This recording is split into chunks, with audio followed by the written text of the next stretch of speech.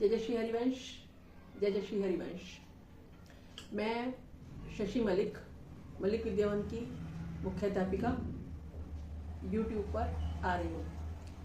आज एक अहम विषय है जिस पर मैं बोलना चाहती हूँ। सबसे पहले तो मैं अपने सभी श्रोताओं को ये बता देना चाहती हूँ कि YouTube पर आने का मेरा मकसद आर्थिक रूप से सशक्त होने का नहीं है।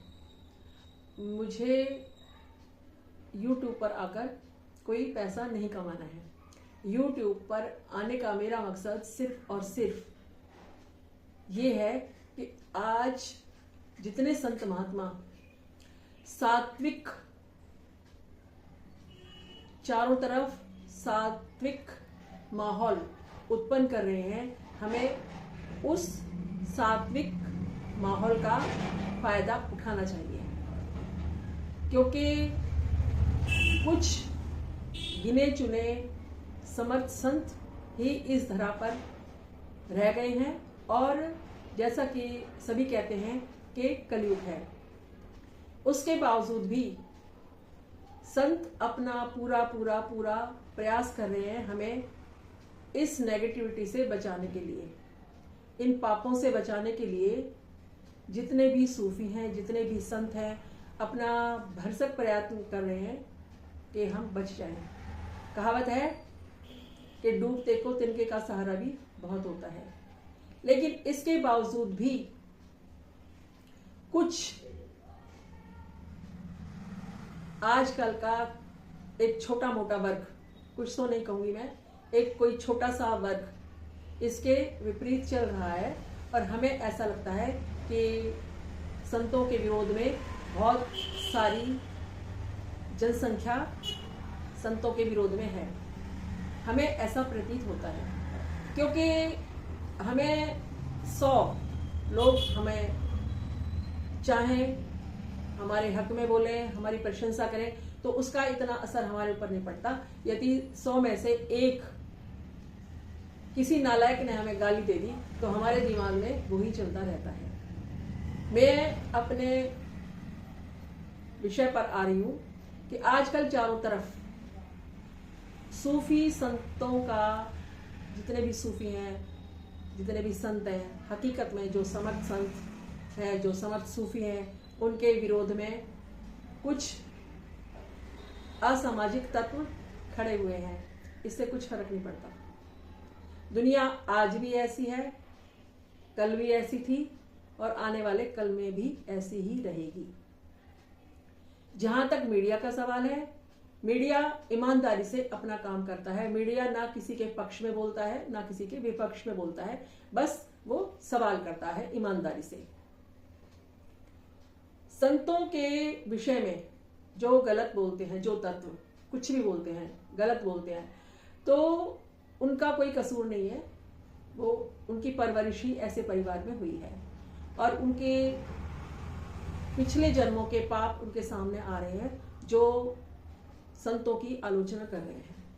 जहाँ तक प्रेमानंद महाराज जी की बात है और आचार्य अनुरुद्धाचार्य जी की बात है, या और जितनी भी साध्वी हैं, जितने भी संत हैं, जिनके विषय में भी कोई तत्व गलत बोलता है, तो वो दोबारा से पाप का भागी हो रहा है।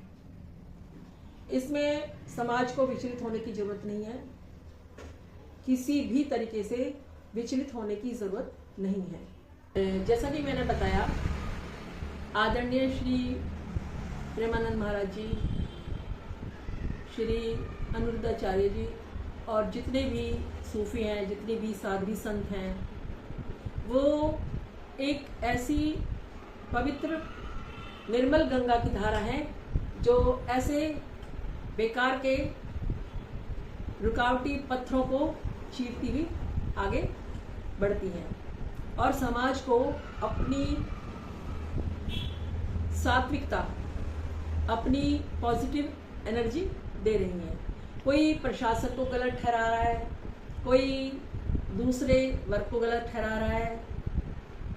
यदि हमारा लक्ष्य सिर्फ और सिर्फ साधु संतों के चरण हैं, हमारी दृष्टि उन पवित्र चरणों पर है जो साधु संत, साध्वी हमारे लिए इतनी मेहनत कर रहे हैं, इतनी तपस्या कर रहे हैं, यदि हकीकत में हम उनके प्रति ईमानदारी से समर्पित हैं तो हमें ऐसे कीड़े मकोड़ों का ध्यान नहीं रखना चाहिए और ऐसे कीड़े मकोड़ों की तरफ ध्यान बिल्कुल भी नहीं देना चाहिए। प्रेमानंद महाराज जी ने, अनुरुद्धाचार्य जी ने या किसी भी संत ने किसी का नाम तो नहीं लिया। बिना बात बेवजह समाज में अराजकता फैलाने के लिए तैयार हो रहे हैं। कोई कह रहे हैं हम मुंह पे शाही फेंक देंगे, कोई कह रहा है हम ये कर देंगे, कोई कह रहा है हम ये कर देंगे। तो इससे साबित होता है कि आपने अपने माता पिता पर, अपने दादा दादी पर, अपने समाज के जो बड़े बुजुर्ग हैं उनके ऊपर आपने कितनी बार काली शाही पोती होगी। तभी तो आपको इस चीज की आदत है कि समर्थ संतों को आप कुछ नहीं समझ रहे हैं और कुछ भी कहे जा रहे हैं। संतों ने कभी किसी का नाम नहीं लिया। संतों ने तो वो बात सामने रखी है कि जो गली गली में, कूचे कूचे में व्यभिचार फैल रहा है, बुरी आदतें, गंदगी जो मच रही है, वो उन्होंने दिखाई है। लिविल चिल्ला रहे हैं। प्रशासन ने ये तो नहीं कहा। प्रशासन ने तो सिर्फ एक परिस्थिति को कंट्रोल करने के लिए ये कानून बनाया। प्रशासन अगर ये कहे कि 2 पुड़िया के साथ 1 पुड़िया जहर की फ्री है तो क्या आप खा लेंगे? कोई कहता है कि 2 शराब की बोतलों के साथ 1 बोतल फ्री कर दी। कोई कहता है प्रशासन ने लिव इन कानून गलत कर दिया। अरे किसी भी चीज का तुम दुरुपयोग करोगे तो उसका रिजल्ट तो गलत ही आएगा। लिव इन ये शब्द अभी है, दुनिया कल भी ऐसी थी, दुनिया आज भी ऐसी है और दुनिया कल भी ऐसी ही होगी। वो बात अलग है कि परसेंटेज बढ़ गई है, लोगों की नजरों में परसेंटेज बढ़ गई है। चारों तरफ जो अधिकता फैली है वो सिर्फ इसलिए है कि फेंस तोड़कर लोग बाहर निकल रहे हैं। हम एक खेत में भी अगर खेती करते हैं तो उसकी फसल के चारों तरफ हम फेंस का इंतजाम करते हैं, बाड़ लगाते हैं। तो संत महात्मा, जितने भी संत महात्मा हैं, वो ये कहते हैं कि उनका कहने का मकसद सिर्फ यही है कि अपने जीवन की एक सीमा पर रहो। असीमित चीजें हमेशा दुखदायी होती हैं। उनके कहने का तात्पर्य ये है।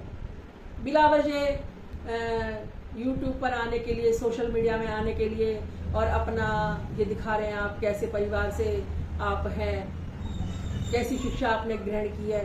बुकिश नॉलेज नहीं है। हमारे जितने भी बड़े थे, हमारी दादी, हमारी माँ, हमारे जितने भी बुजुर्ग थे, वो किसी यूनिवर्सिटी से क्वालिफाइड नहीं थे।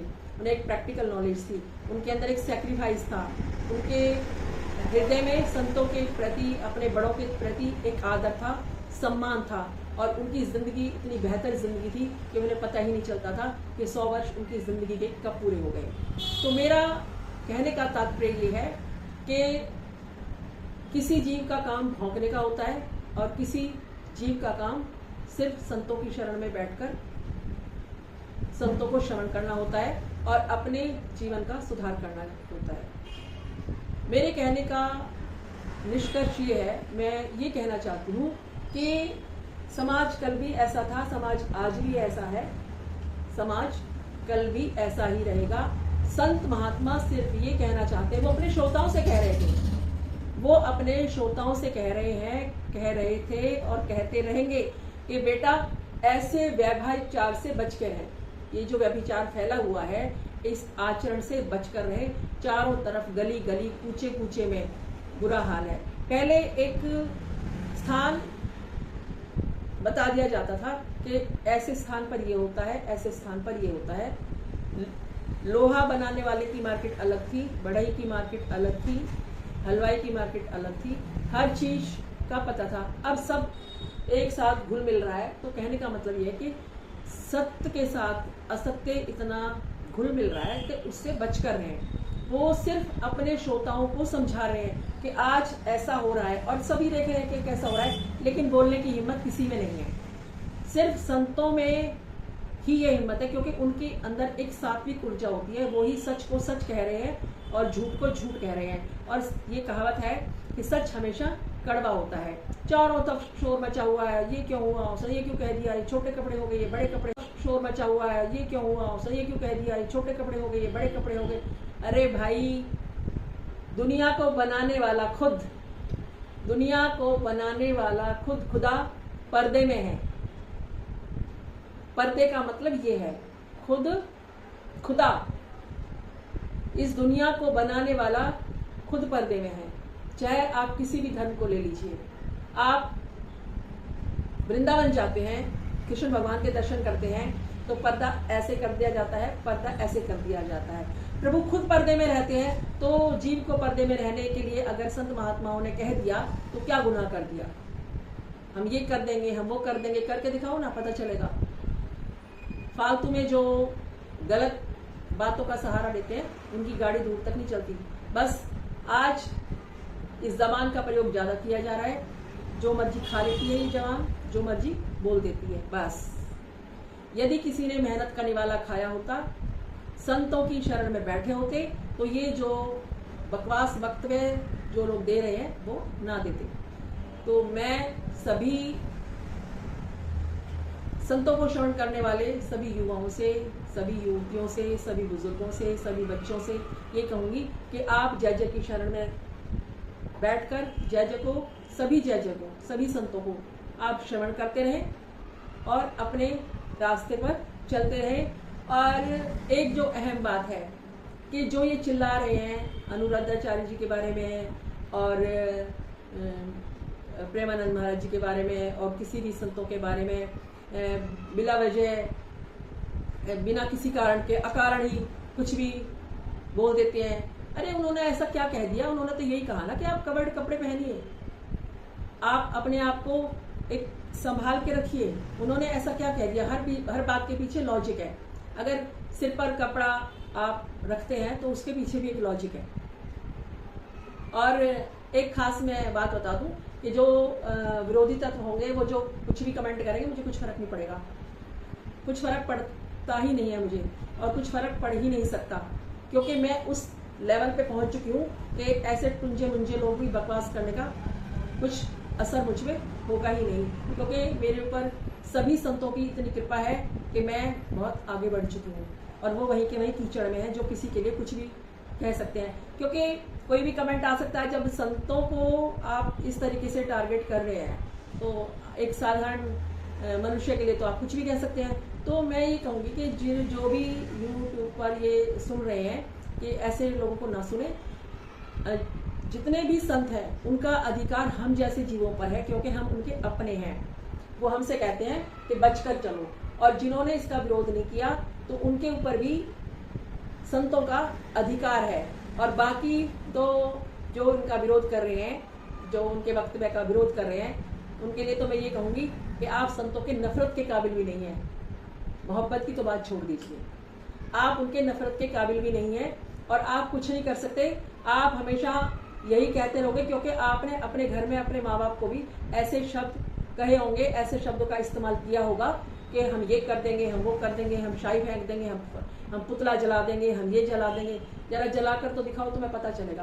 तो किसी भी व्यवसाय में है, चाहे कोई डॉक्टर है, चाहे कोई वकील है, जो भी है, वो सब संतों के समर्थन में है, समर्थन में रहेंगे, और वो अपनी बात अपने तरीके से रख रहे हैं। मैं अपनी बात अपने तरीके से रख रही हूँ कि जब पूरे विद्यालय में एक दो बच्चा नालायक होता है जो समझाने से भी नहीं समझता, तो हमारा ध्यान उस तरफ ज्यादा जाता है कि किस तरीके से ये सुधर जाए, और बाकी जितने अच्छे बच्चे होते हैं उन्हें ये लगता है कि ये तो सही है।